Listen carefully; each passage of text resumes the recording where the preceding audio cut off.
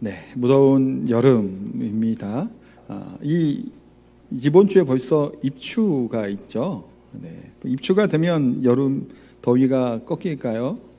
모르겠어요. 지금 같아서는 계속 더울 것 같죠. 근데 결국에는 시간이 지나면 어떤가요? 찬바람이 불어오죠. 무더운 여름도 추운 겨울도 이제 끝이 있다라는 사실입니다. 우리 사랑하는 성도님들 삶 가운데서도 때로는 그런 무더운 더위 같은 추위 같은 것이 있을지라도 결국에 끝나지 않을 것 같지만 그것은 결국은 끝나고 또 시원한 따뜻한 날이 오게 될 줄 믿습니다. 하여튼 더운 가운데도 시원한 하나님의 은혜 가운데 매일매일 사시기를 소망합니다. 슈바이처라고 아시죠? 네, 슈바이처는 우리나라에서 되게 유명한 위인으로 소개되는 사람이에요. 뭐 하는 사람이죠? 의사로 알려져 있죠. 근데 사실 이 사람이 의사보다는 먼저 신학을 했던 사람이고요. 신학과 의학과 음악까지 작곡도 이제 했던 사람이기도 하죠. 우리나라에서는 되게 위인으로 알려져 있는데 다른 나라 사람들은 슈바이처 잘 모른다 그러더라고요. 독일 사람 외에는. 그건 이제 그만큼 우리가 예전에 독일에 또 이제 뭐 광부로도 가고 막 그랬잖아요. 그래서 의료 봉사도 가고 하면서 그 인물에 대한 것을 우리가 좀 이렇게 받아들여와서 좀 이렇게 좀 홍보하고 그랬던 것 같아요. 어쨌든 이 슈바이처 같은 분은 우리가 이분은 이제 되게 그 인격과 또 헌신과 봉사에 대해서 우리가 아프리카에서 했던 분이니까요. 그걸로 되게 이제 좀 존경하는 분 중에 한 분일 거예요. 그런데 이 슈바이처 같은 경우는 예수는 꼭 죽어야 했는지를 이해할 수 없다라고 얘기했던 신학자라 그랬죠. 먼저는 신학자였어요. 그래서 슈바이처는 예수님이 자기가 메시아라는 강박증 때문에 너무 초조한 나머지 자기 자신을 십자가의 죽음으로 몰고 갔다라는 식으로 주장했던 사람이에요. 그래서 슈바이처는 예수 그리스도의 대속을 인정하지 않아요. 그리고 사람은 선을 행하면 된다. 네. 그래서 좀 박애주의적인 것도 있었고 다원론자가 바로 이 슈바이처입니다. 물론 이제 그의 그 아프리카에서의 모습이나 이렇게 행적들은 좀 훌륭하고 존경받아 마땅할지 모르겠으나 그의 신학과 사상과 그 주장은 받아들일 수 없는 그런 일들이기도 하다라는 거예요. 자, 그런데 예수님께서 오늘 16장에는 사역의 전환점에 맞이한다고 말씀을 좀 계속 드리고 있어요. 그 전에는 주로 그냥 병을 고치시고 귀신을 쫓으시고 또 천국 복음을 전하시면서 누구를 대상으로 했냐면 수많은 군중을 대상으로 사역을 하셨어요. 오병이어 같은 것도 몇만 명이 먹었잖아요. 그런데 이제 가이사랴 빌립보 여기서부터는 예수님께서는 이제 오늘 본문처럼 뭘 얘기를 하시나요? 예루살렘에서 가서 죽게 될 것이다. 또한 3일 만에 살아나게 될 것이다 라는 얘기를 하면서 십자가를 준비하는 내용들이 나오고요. 그리고 수많은 대중과 무리들보다는 제자들을 중심으로 또 종교 지도자들을 대상으로 이 사역들을 하는 것들을 이제 발견하게 됩니다. 이 큰 전환점에서 예수님이 제자들에게 질문한 거예요. 사람들이 인자를 누구라 하느냐? 뭐라 그랬죠? 세례 요한입니다. 엘리야입니다. 예레미야입니다. 이렇게 쭉 얘기하는 거예요. 너희는 나를 누구라 하느냐? 베드로가 뭐라고 대답했나요? 주는 그리스도시요 살아계신 하나님의 아들입니다. 아주 놀라운 고백을 했죠. 그게 우리의 고백이 돼야 된다고 지난주에 말씀을 드렸죠. 이 고백을 한 이후에 예수님께서 베드로를 칭찬하시고 바로 21절에 나오는 거예요. 21절 앞에 뭐라고 시작하나요? 이때로부터. 어느 때예요? 바로 이때. 베드로의 신앙 고백이 있었던 요때예요. 그 요때는 뭐예요? 예수님께서 드디어 뭘 드러내시기 시작하는 거예요. 그리스도의 사역을 앞으로 어떻게 해야 할지를 본격적으로 드러내기 시작하는 이때라는 거예요. 그래서 예수님께서 이때부터 이제 그리스도의 사역을 그러니까 대중에게 많이 하는 그런 것보다는 이제 제자들과 또 앞으로 이제 예루살렘을 향해 가야 되는 그 사역을 시작하는 것이 바로 16장이다라는 겁니다. 자, 그런데 지금 제자들의 입장에서 한번 생각해 보세요. 지난 시간에 너희는 나를 누구라 하느냐고 질문하고 베드로의 대답을 들었단 말이에요. 훌륭한 대답이에요. 정확하게 잘 얘기했죠. 칭찬도 하시고요. 그럼 제자들은 어떤 생각을 지금 하고 있을까요? 이제 예수님이 뭐 하신다고 생각할까요? 제자들 입장에서는. 이제 출마 선언을 하셨구나. 이제 예루살렘의 왕으로서 통치하고 로마를 몰아내기로 결단하셨구나. 했을까요? 안 했을까요? 하는 거예요, 그 생각을. 야, 우리가 예수님을 쫓았는데 이제 예수님이 드디어 본격적인 이제 이 사역을 이제 메시아로서 다윗의 왕국을 또 하나님의 나라를 다시 이 땅에 회복할 것을 기대했단 말이에요. 왜냐하면 베드로의 이 고백을 예수님이 인정하시고 또 맞다고 그러시고 뭐 그러면서 이제 하니까 이제 이들은 더 결심을 단단히 굳히는 거예요. 어떻게 해서든지 이제 예수님을 이스라엘 왕으로 모시고 끝까지 하여튼 예수님을 지키면서 우리가 불의한 세력과 싸워서 이 다윗의 왕국을 회복하자 라는 생각을 했던 거예요. 자, 그런데 예수님이 지금 오늘 본문의 21절에 어떤 얘기를 하고 있나요? 예루살렘에 올라가서 뭐 한다고 얘기하죠? 장로들과 대제사장들과 서기관들에게 많은 고난을 받고 죽임을 당하고 제3일을 살아나신다는 얘기를 하고 계신 거예요. 제자들 입장에서 생각해 보세요. 예수님이 왕으로서 예루살렘을 이제 수복하고 또 로마를 몰아내고 하려면 사실은 어떤 세력도 좀 필요할까요? 지금 얘기한 종교 지도자들이 필요할 것 같은가요? 안 할 것 같은가요? 필요하게 생각 들겠죠. 기득권 있는 세력들도 어떻게 하기로는 좀 더 아우러서 같이 이 나라를 다시 회복될 거를 소망했을 거예요. 근데 예수님이 오히려 그들에게 뭐 한다라는 거예요? 고난의 당해 죽는다라는 거예요. 아니면 그들을 어떻게든지 몰아내고 뭐 하든가. 근데 예수님은 지금 죽는다는 얘기를 하고 계시죠. 예수님께서 지금 해야 될 그리스도의 사역에 대한 이야기를 제자들은 어떻게 알아들어본 거예요? 반대로 엉뚱하게 알아듣는 거예요. 한 똑같은 얘기를 함에도 불구하고 때로는 우리가 어떤가요? 우리들이 사람들이 얘기하는 말도 때로는 그렇잖아요. 라고 얘기하면 뭐로 들어야 돼요? 어로 해야 돼요? 네. 뭐예요? 하면 뭐로 들어야 돼요? 로 들어야 돼요. 근데 하는데 어떻게 듣기도 해요? 하고도 듣기도 하고, 아니면 라고 듣기도 하죠. 이게 우리들이 듣는 게 그렇게 들어왔는데, 제자들이 엉뚱하게 생각을 하는 거예요. 지난주에 있었던 그 사건과 이 분위기를 보고, 본인들이 이제, 드디어 예수님 측근으로 뭔가가 될 걸로 기대했단 말이에요. 그러니까 나중에도 우리 잘 아시잖아요. 예수님께서 고난을 막 얘기 또 한단 말이에요. 3번 정도 하셔요. 순환여거를. 근데 어떤 사건도 있나요? 요한과 야고보가 또 그 어머니가 뭘 얘기하죠? 주의 나라가 딱 서게 되면 하나는 주의 우편에, 하나는 좌편에. 우리 아들들이 좀 이렇게 세워달라고 청탁도 하잖아요. 그러니까 이들의 생각은 다 뭐예요, 지금 현재? 몰라요. 예수님 얘기 사역이 뭔지도. 나를 따라오너라 얘기했을 때 이들은 뭔 생각을 했을까요?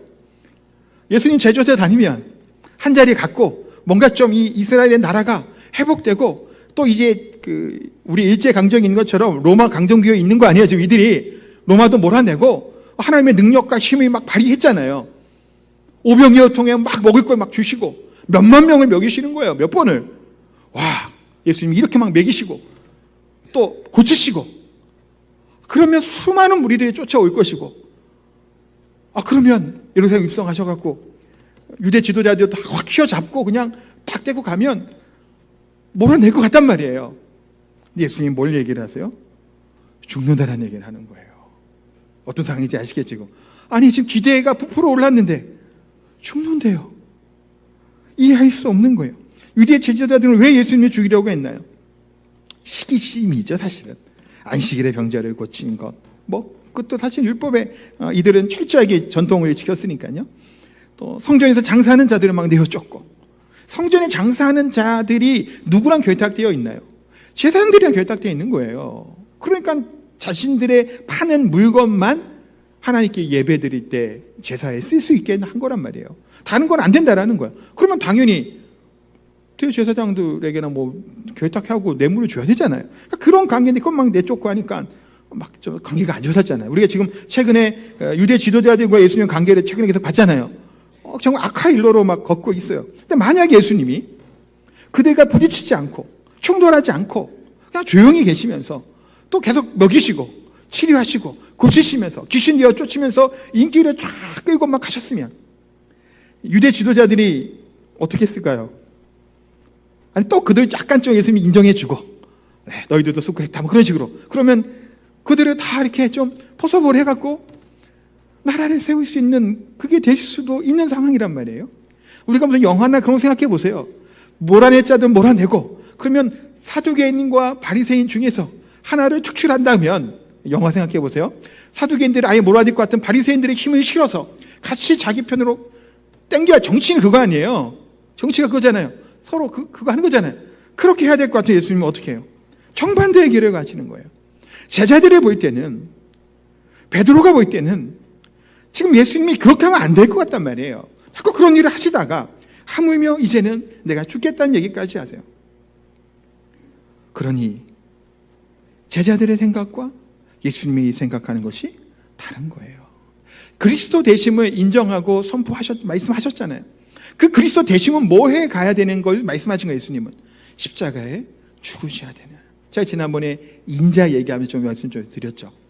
인자가 되셔서 죽으시는 거예요. 그 길을 간다고 말씀을 하시는 제자들은 다르게 오해를 하고 듣고, 이 인간의 가장 중요한 문제가 무엇인지를 깨닫지 못하는 이들의 모습이 드러나게 되는 것이 지금 이 16장에 드러나는 모습들이죠.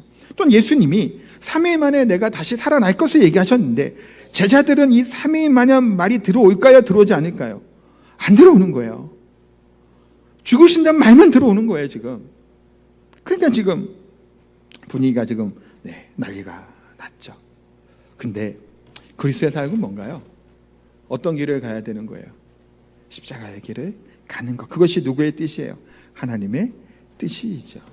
인간적인 방법과 생각으로는 어리석은 짓, 엉뚱한 짓을 하는 것처럼 보인단 말이에요. 예수님이 행하시는 이 일들이 이해할 수 없죠. 왜 그리스도가 죽어야 되느냐? 제가 뭐 지난 시간하고 계속 설명했으니까 왜 그리스도가 죽어야 되냐? 유대인들은 이해할 수 없는 거예요. 세상의 기준과 육신의 눈을 갖고 이해할 수 없는 거예요. 왜 죽어야 돼요? 하나님이, 그리스도가 왕권이 회복되고 영광의 가운데 나타나셔야 될 분이 왜 수치와 조롱을 당해야 되냐라는 거예요. 근데 예수님은 뭐예요? 조롱을 당하고 욕을 먹고 비참한 가운데 십자가를 지시는 거죠. 뭘 위해서요? 우리들의 죄를 용서하고 대속해 주기 위해서 그 길을 걸어가셔야 되는 것이 바로 그리스도 메시아로서의 사역인 것을 말씀합니다. 그러니까 이것을 들은 베드로는 뭐라고 얘기하나요? 22절 한번 다시 읽어볼까요? 22절 같이 읽겠습니다. 베드로가 예수를 붙들고 항변하여 이르되 주여 그리 마옵소서, 이 일이 결코 주에게 미치지 아니하리이다. 자, 베드로가 또 먼저 튀어나왔어요.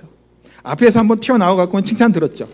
네, 주님 그리스도 살아계신 하나님 아들. 이번에는 무슨 소리 듣나요? 사탄 소리를 듣게 됩니다. 이따 보겠지만 베드로가 생각하는 생각, 또 베드로만이 아니죠. 제자들의 생각을 베드로가 지금 대변한 거예요. 자, 여기 보면 항변하다라는 단어가 나오는데요. 이 단어는 원래 책망하다라고 하는 의미를 갖고 있어요. 꾸중하다, 야단치다, 뭐 그런 얘기예요. 그러니까 베드로가 예수님을 뭐 한 거예요? 책망하고 야단친 거예요, 지금.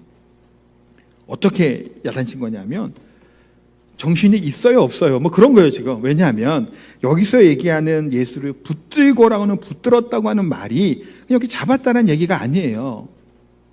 가두다, 끌어당기다, 뭐 그런 좀 강력한 어조를 쓰고 있는 거예요, 베드로가. 그러니까 살펴시 잡은 게 아니라, 우리 뭐 영화나 한다 보면 막 잡고 막 그런 느낌 있죠. 흉내를 못 내겠어요. 제가 너무 온유하고 겸손해서 흉내를 못 내겠지만 저는 근데 뭐 그런, 하여튼 그런 좀 막 하는 거. 여기서 약간 어떤 느낌을 하냐면, 예수님 도대체 왜 이렇게 믿음 없는 소리 하세요? 왜 이렇게 믿음이 약한 소리 하시냐고요. 지금 무슨 그런 일은 절대로 안 일어난다고. 우리가 지키고 하나님이 지켜주실 건데 왜 그런 얘기 하냐고. 그러니까 베드로는 뭘로 들은 거예요? 예수님이 이제 예루살렘 올라가면 갈등이 생기잖아요. 지금 유대 지도자들하고도 얼마나 싸웠어요, 계속. 그러니까 이런 생각을 한 거예요. 제자들이 듣기에 우리도 그런 얘기하죠. 너무 힘들면 뭐라 그래요? 아유, 뭐라 그러죠? 죽겠다 그러죠. 그렇게 이해를 한 거예요. 죽겠다 하니까, 아니 제자 입장에서 아니 이런 믿음 없는 소리를 지금 하고 있다고 생각을 하는 거예요. 그러니까 절대로 그런 일은 일어날 수 없습니다. 그런 소리 하지 마세요.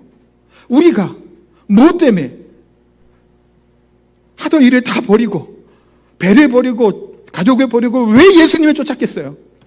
이때를 위함인데 지금 뭐 하는 소리예요? 라는 좀 느낌인 거예요, 사실은. 그 영광을 기대했단 말이에요.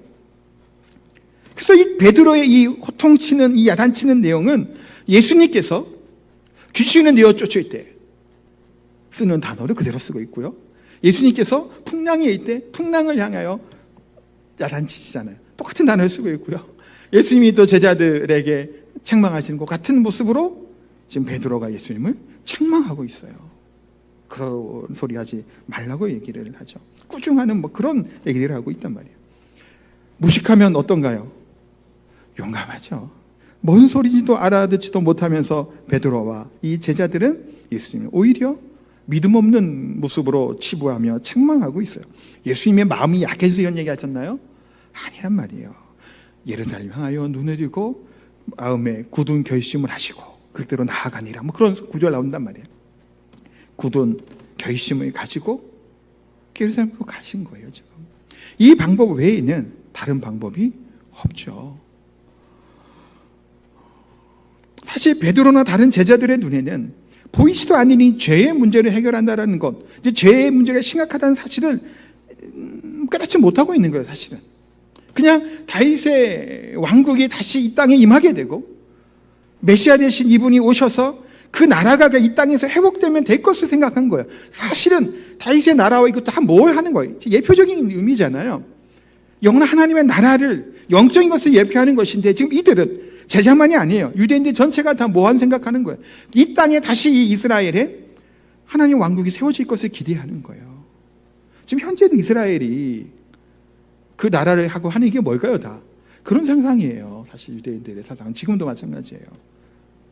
다윗의 자손이 메시아가 오셔서 다윗과도 같은 왕이 오셔서 그 회복될 것을 지금도 기대하는 거거든요. 그것이 아니죠. 그러니까 제자들 생각할 때는 굶어 죽고 배고픈 사람들에게 하나님께서, 이 예수님이 계속 능력을 좀 발휘하기를 원하는 거예요. 계속 먹이시는 거예요.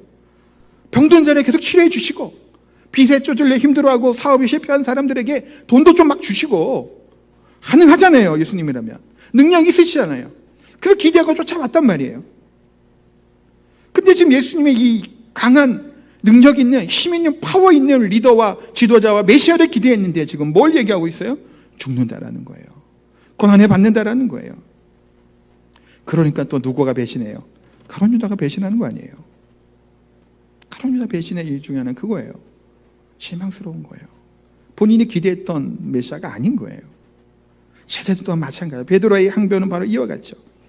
베드로나 제자들, 이 땅의 사람들 생각할 때는 하나님이 조금만 더 뭔가 도와주고 뭔가를 해주면 될 것 같단 말이에요.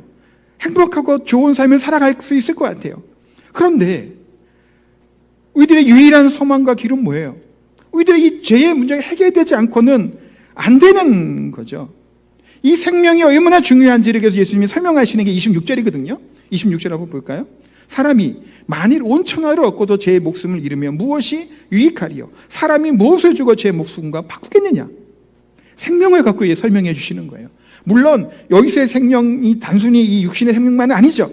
영원한 생명을 얘기하는 거예요. 그걸 위해서 예수님이 죽으셔야 되는 거죠. 근데 자, 이걸 얘기하시는 거예요. 이 땅에 다윗의 왕국이, 이스라엘이 회복이 되고 포로로 망했던 이것이 회복되는 것. 그런데 그게 중요한 게 아니라 뭐라는 거예요? 목숨이 중요하다라는 거예요. 생명이 중요하다라는 거예요. 온 천하를 얻고도 죽으면 뭐 하는 거예요? 소용이 있나요? 없죠. 스티브 잡스, 아이폰 만드는 분 있죠? 최장하면 뭐 죽었잖아요. 어마어마한 부자죠. 됐나요? 안 돼요. 진시황 너무 잘 알고 있죠? 중국을 통일했어요. 불로초 찾아봐야 안 되잖아요. 온 천하를, 모든 것을 다 가지고 있어도 생명, 자기 생명과 바꿀 수 있나요? 세상에 그 없는 부자라고 해도 죽음을 앞두고 내 아를 살려만 주면 내 재산 다 주겠다 하겠죠. 그런데 막을 수가 없죠. 예수님께서 말씀하시죠. 온 천하를 얻고 제 목숨 잃으면 무엇이 유익하겠느냐? 무엇을 주고 목숨을 바꾸겠느냐? 이 너희들이 생각하는 이 땅의 나라와 것들이 중요하지 않다라는 거예요. 그렇게. 왜냐하면 결국 예수께서 대속해 주시는 이 대속의 은혜가 있지 않으면 어떤 상태인가 하면 결국에는 사형을 언도받은 죄수들처럼 죽음으로 향해 가고 있는 거예요. 그런데 이 감옥에서 오늘 반찬은 뭐 조금 더 나은 걸로 좀 먹어야 될 것 같고, 이 제수복이 색깔이 좀 바랜 것 같은 조금 더 디자인을 입어야 될 것 같고, 뭐 그런 궁리하는 것과 뭐예요? 다를 바가 없죠. 결국은 죽음인데요. 나와야 되잖아요. 큰 질병을 갖고 있는 자가 무엇을 위해 그 생각을 할게요? 회복되는 것을 소망한단 말이에요. 그러니까 어찌 보면 이 영혼의 문제, 이 생명의 문제 외에는 중요한 것이 없죠. 그래서 예수님이 이것 할 수 있는 방법, 제 용서, 사죄할 수 있는 방법은 뭐라는 거예요? 그리스도가 십자가에 죽으심에 대해서 이야기하고 계신다는 겁니다. 예수님께서 이런 베드로에게 뭐라고 책망하셨나요? 23절에 예수께서 돌이키시며 베드로에게 이르시되 사탄아 내 뒤로 물러가라. 너는 나를 넘어지게 하는 자로다. 내가 하나님의 일을 생각하지 아니하고 도리어 사람의 일을 생각하는도다. 베드로에게 뭐라고 책망하나요? 사탄아 내 뒤로 물러가라. 바요나 시모나 내가 그 얘기했잖아요. 조금 전까지만 해도 반석 위에 뭐 할 거다 얘기했더니 바로 사탄이라고 말씀하세요. 물론 베드로가 사탄이 있다는 얘기는 아니에요. 그런데 이 베드로의 말은 누구의 말인가요? 사탄의 말이에요. 사탄이, 마귀가 예수님을 시험했단 말이에요. 시험할 때 항상 처음에 붙이는 말이 있어요. 내가 만일 하나님의 아들이거든. 기억하시죠? 시험할 때 내가 만일 하나님의 아들이거든. 뭐 돌을 떡으로 하면 그 얘기를 하신단 말이에요. 하나님의 아들이로만 있기를 원하는 것이 누굴까요? 마귀와 사탄이에요. 그냥 하나님의 아들로 이 영광을 받고 존귀를 받는 상태로 그냥 있게 되기를 원하는 게 사탄의 계략이에요. 근데 예수님은 그렇지 않죠. 인자가 되셔서, 인간이 되셔서 이 땅에 오셔서 우리들의 죄를 대속하여 죽으셔야 되는 것이 예수님이 걸어갈 그 길이란 말이에요. 근데 베드로가 뭘 얘기하고 있어요? 그럴 수 없다라는 거예요. 이거 누구의 일이에요? 하나님의 일이 아니죠. 사람의 일을 생각하는 거예요. 사탄의 생각과 다를 바 없다고 얘기하고 있다는 거예요. 사탄아 물러가라, 뒤로 물러가라고 말씀하고 있죠. 때로는 우리 주위에, 우리 가까운 사람 중에 이런 역할을 하는 사람들도 있어요. 네, 존경하는 사람, 사랑하는 사람이 하나님의 일이 아닌 것을 얘기할 때가 있죠. 그럼 예수님처럼 외치면 될까요? 사탄아 물러가라 하고? 예, 그러면 안 되죠. 혹시 그러시지 마세요. 네. 속으로만 생각하시고, 하나님의 이것도 악하겠구나. 계속 이런 얘기도 하더라고요. 계속 집요하게 달라붙으면 도망가라는 얘기들을 하세요. 맞죠. 때로는 그냥 피하는 게 나아요. 어쨌든 간에 사단의 유혹과 이 베드로의 얘기는 다 사람의 일, 사단의 생각들이죠. 하나님의 일이 아니에요. 그래서 예수님께서는 24절에 뭘 얘기하시나요? 어떤 마음으로 이 제자들에 대한 얘기를 하고 있죠. 이에 예수께서 제자들에게 이르시되 누구든지 나를 따라오려거든 자기를 부인하고 자기 십자가를 지고 나를 따를 것이니라 라고 말씀합니다. 뭐 하라는 거예요? 십자가를 지고 나를 따르라라고 말씀해요. 십자가가 뭔가요? 당시에는 사형틀이죠. 우리나라로 생각하면 우린 교수형 했잖아요. 올가미 같은 그런 거예요. 그거 지고 따르라는 겁니다. 자, 그렇다고 십자가를 지고 나를 따른다고 우리가 십자가를 들고 항상 붙이고 걸고 다니라는 얘기가 물론 아닌 거는 아실 거예요. 또 이런 얘기도 하죠. 속썩이는 남편, 자식들, 믿지 않은 이들을 보고 아휴 내 십자가지라고 얘기하시죠. 물론 십자가 중에 하나일 거예요. 우리가 타고난 어려운 환경, 또 우리 신체적인 문제들 또한 그럴 수 있어요. 질병이나. 물론 여기서 예수님 십자가를 지라는 얘기는 누구를 대신하여 똑같이 대속하여 죽으라는 얘기가 아니에요. 그거는 우리는 누구를 대신하여 죽을 수 있는 존재가 되지 못합니다. 오직 예수님만이 십자가를 지실 수 있다라는 말씀을 지난 시간에 잠깐 드렸죠. 우리는 다른 사람 죄를 대신하여 죽을 수 없어요. 그 누구도 그것이 불가능합니다. 그래서 모세가 금송아지 사건이 있은 이후에 하나님께 기도해요. 이 백성을 용서하여 주옵소서. 그렇지 아니하시면 내 생명책에 지워 주옵소서 라고까지 기도합니다. 될까요? 안 될까요? 안 돼요. 네, 안 돼요. 모세가 이스라엘을 대신할 수 없어요. 우리 인간은 그럴 수 없단 말이에요. 그게 예수님이 오셨잖아요. 하나님이 오셨고 인자가 되셔서 인간이 돼서 이 땅에 오셔서 대속하여 주셨다 말씀했죠. 그럼 이게 뭘까요? 자기를 부인하라라고 말씀하고 있죠. 자기를 부인한다는 게 뭔가요? 그러니까 운둔한 생활을 살아라는 그런 의미가 아닌 거 아실 거예요. 다 모든 집안 재산 다 해놓고 교회 마라 그런 얘기 아니에요. 자기를 부인하는 삶이 뭐예요? 하나님의 은혜와 하나님 자녀가 됐음에도 불구하고 여전히 내 안에 내 혈기와 내 욕심과 내 의로움과 내 정욕이 가득한 상태에 이것을 뭐라는 거예요? 취하는 거예요. 그것을 지라는 거예요. 각의 혈기와 정욕이 살아나고 있을 때 나는 그리스도의 십자가 안에 이미 죽은 자라고 하는 고백을 하는 거예요. 지금 살아도 있는 것도 내가 아니요 예수 그리스도라는 고백을 하며 살아가는 것이 십자가를 지는 삶의 모습이죠. 고린도전서 15장 31절에 바울사도 이렇게 고백을 합니다. 나는 날마다 죽노라 라고 고백을 해요. 날마다 죽는다는 거. 내 정욕을, 내 욕심을, 내 의로움을, 내 자랑을, 내 교만함을 십자가에 날마다 못 박는 자의 삶을 살아가는 것이에요. 그래서 때로는 이런 생각을 하잖아요. 이렇게 자기를 부인하고 이 세상의 방법이 아닌 하나님의 말씀도 살아가다 보면 못 살 것 같단 말이에요. 때로는 우리가 어떤가요? 성지도 한번 퍽 내줘야 무시 안 당하잖아요. 그런 생각 든단 말이에요. 근데 욕심을 좀 내야 내 것에 같이 자꾸 양보만 해서는 어떻게 가요? 운전할 때도 그렇잖아요.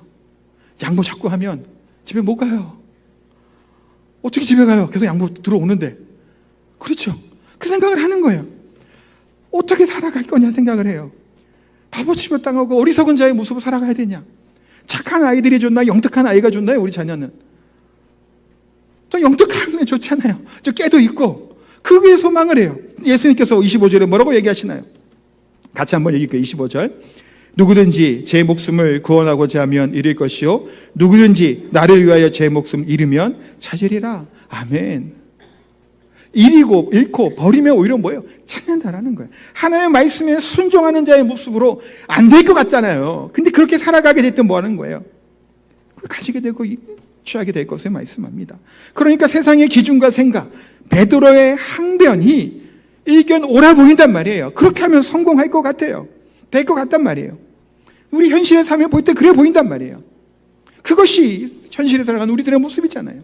예수님 뭘 얘기하고 있어요? 자기를 부인하고 십자가를 지고 나를 쫓으라는 거예요. 시편 147편 말씀은 잠깐 보고 이제 마치려고 합니다. 시편 147편 2절에서 9절까지 말씀인데 이 배경은 약간 포로기 시대로 이제 봅니다. 하여튼 그런 생각을 하시고 흩어진 자들, 잡혀간 자들, 절망하고 있는 이들을 향한 대한 하나님에 대한 시편의 내용이 한번 2절부터 한번 읽어보도록 하겠습니다. 여호와께서 예루살렘을 세우시며 이스라엘의 흩어진 자들을 모으시며 상심한 자들을 고치시며 그들의 상처를 싸매시는도다. 그가 별들의 수요를 세시며 그것들을 다 이름을대로 부르시는도다. 우리 주는 위대하시며 능력이 많으시며 그의 지혜가 무궁하시도다.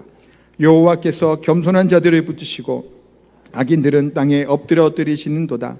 감사함으로 여호와께 노래하며 수금으로 하나님께 찬양할지어다. 그가 구름으로 하늘을 덮으시며 땅을 위하여 비를 준비하시며 산에 풀이 자라게 하시며 들짐승과 우는 까마귀 새끼에게 먹을 것을 주시는도다. 아멘. 하나님 어떤 하나님이라는 거예요? 다시 세우시는 하나님이라는 거예요. 흩어진 자들을 다시 모으시는 하나님이라고 말씀하고 있죠. 상심한 자들을 고치시고 상처를 싸매시는 하나님. 그 하나님은 어떤 하나님이에요? 이 하나님이 별들의 수요를 세시는 하나님, 그 이름을 부르시는 하나님. 뭐예요? 이것을 창조하고 만드신 전능하신 하나님이라는 거예요. 그러기에 그는 위대하시며 능력이 많으시고 지혜가 무궁무진하신 분이 우리 하나님이라는 거예요. 그래서 그 하나님은 겸손한 자를, 하나님을 찾는 자를, 여호와를 경외하는 자를 찾으시고 악인들을 멸하실 것을 말씀하고 있죠. 그래서 감사함으로 하나님을 찬양하라는 거예요. 그럼 이 하나님은 어떤 하나님이요? 구름으로 하늘을 덮으시죠. 땅을 위해서, 우리를 위해서 뭘 준비하시는 분이에요? 비를 준비하시고 예배하시는 분이에요. 들짐승과 우는 까마귀조차 먹이신 이 하나님이 하물며 너희일까 보냐라고 말씀하신 우리의 하늘 아버지가 되시는 줄 믿습니다. 이 하나님이세요. 안 되는 것 같단 말이에요. 항무해질 것 같단 말이에요. 흩어진다가 어떻게 모이고 어떻게 다시 돌아와요. 그러나 이들을 다시 불러 모으셨죠. 하나님은 성벽을 세우시고 성전을 세우시고 또 이것은 이 가시적인 것이지만 영원한 하나님의 나라를 위해 예수 그리스도를 이 땅에 보내시면 이것을 이루시고 완성하실 분이 우리 하나님이라는 사실이에요. 그 하나님을 감사하고 오직 하나님께만 믿음을 주고 마음을 두며 우리 하나님을 찬양하며 살아갈 수 있는 저 우리 성도님 다 되시기를 예수님의 이름으로 축복하고 기도합니다. 이렇게 찬양하겠습니다.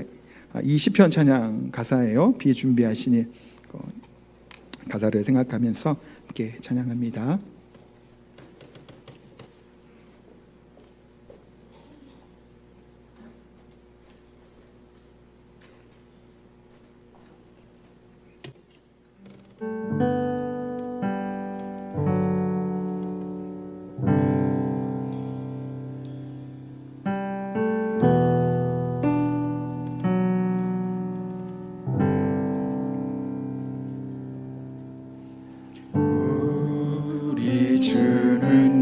위대하며 능력이 많으시도다. 그의 지혜 무궁하며 인자는 영원하도다.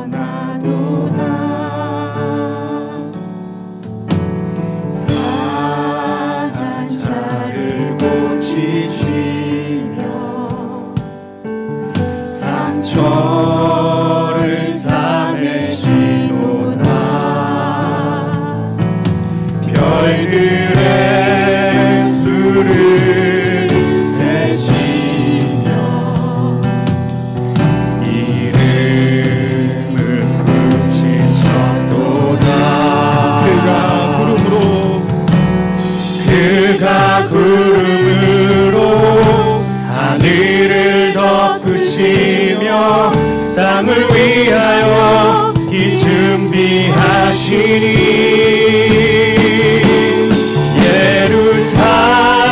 예루살렘아 여호와를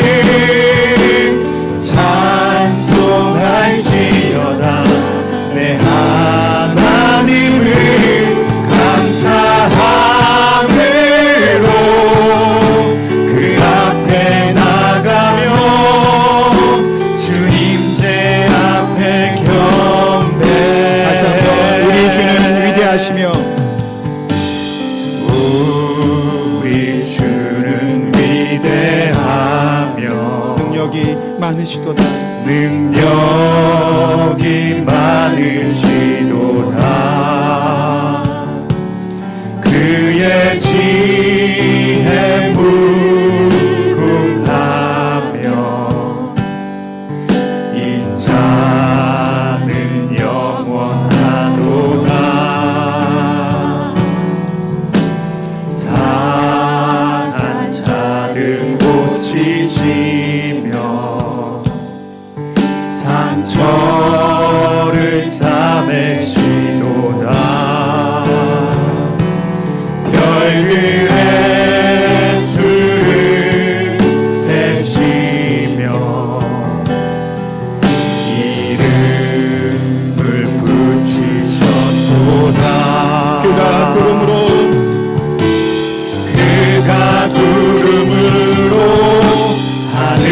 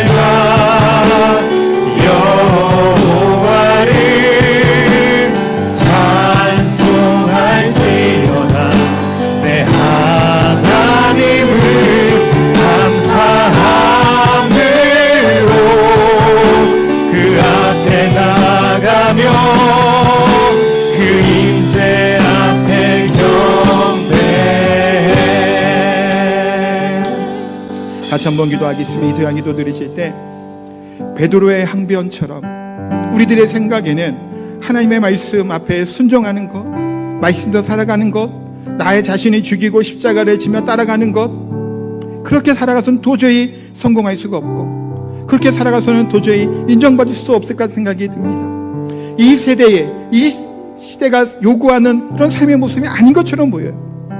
베드로의 항변이 그랬습니다. 우리의 삶 또한 마찬가지입니다. 하나님 말씀으로 살아가게 될 때 안 될 것 같단 말이에요. 그런데 하나님 뭐라고 말씀하시나요?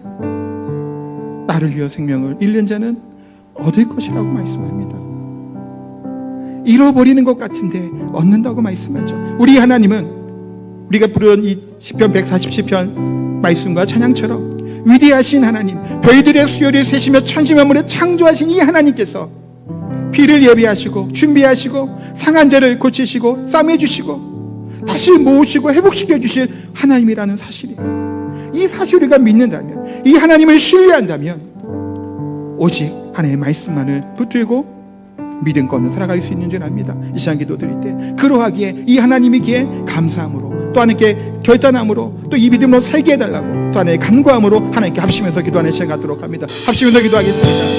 하나님, 비를 준비하고 예비하시고 지금 모으시고 세우시고 회복시켜 주시는 하나님의 이름을 찬양합니다. 하나님의 방법대로 하나님의 말씀으로 땅을 살아가게 할 때 실패할 수밖에 없는, 좌절할 수밖에 없는, 가고자 하는 삶을 살 수밖에 없처럼 보이는 것이 이 세상이 필요합니다. 그러나 그럼에도 불구하고 하나님의 말씀, 하나님의 사랑을 생각이 아닌, 마귀와 수단을 생각이 아닌 하나님의 생각으로 하나님의 뜻대로 살아가게 될 때 하나님이 회복시켜주시고 하나님께서 있는 길을 준비하고 축복해 주시옵소서. 이 신실하신 하나님을 찾는, 이 거룩하신 하나님을 찾는, 비를 예비하시며 준비하시며 하나님의 능력을 시며 회복시키는 하나님을 높여 하나님 여호와를 찾는 하나님의 말씀을 기도합니다. 하나님의 뜻을 우리 모두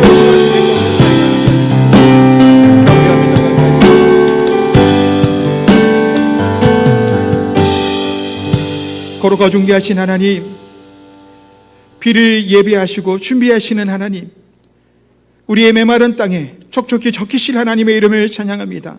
상한 자를, 아픈 자를 회복시키고 싸매주신 하나님의 이름을 또한 찬양합니다. 악한 자들을 멸하시고 하나님의 거룩한 하나님의 백성을 다시금 회복시키고 세워주실 하나님의 이름을 찬양합니다. 그 이름을 믿습니다. 그러하기에 하나님은 또한 우리의 삶이 하나님만을 바라보게 하여 주옵소서.